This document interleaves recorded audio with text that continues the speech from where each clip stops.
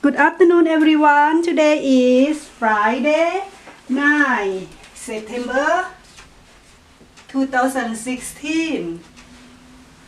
Today I'm going to read Esther, chapter 8. Esther saved the Jew. On that day, King Ahasuerus gave to Queen Esther the house of Haman, the enemy of the Jews, and Mordecai came before the king, for Esther had told what he would to her, and the king took off his signet ring, which he had taken from Haman, and gave it to Mordecai. And Esther set Mordecai over the house of Haman. Then Esther spoke again to the king.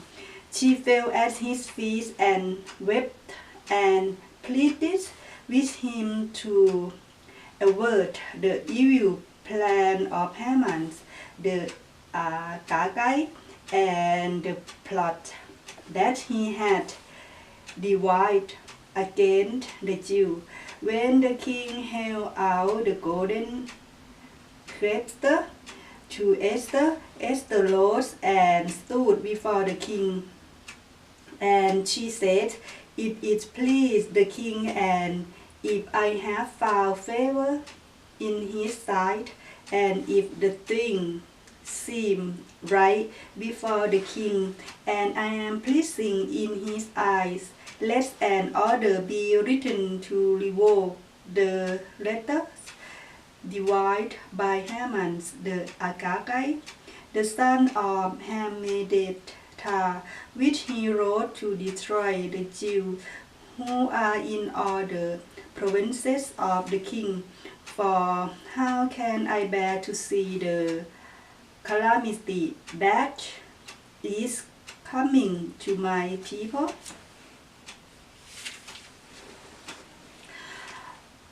Or how can I bear to see the destruction of my kindred?"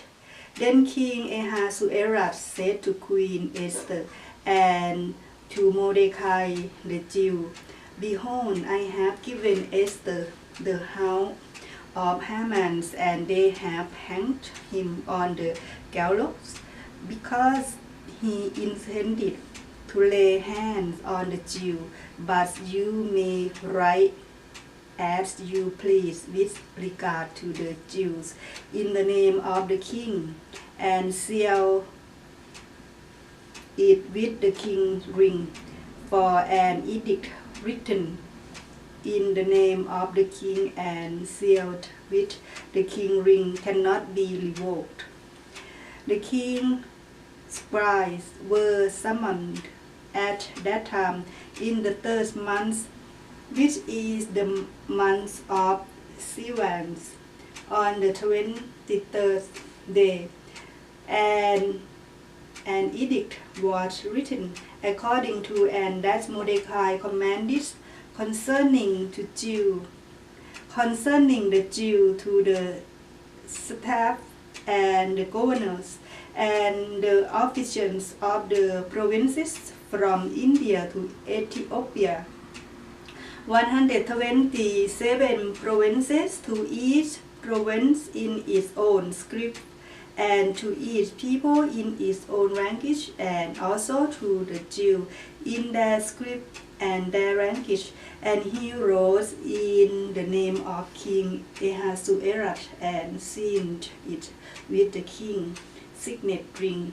Then he sent the letter by Matthies couriers riding on swift horses that were used in the king's service, blessed from the royal stud, saying that the king ordered the Jews who were in every city together and defend their life, to destroy, to kill, and to annihilate any armed fought of any people or province that might attack them, children and women included, and to plunder their goods.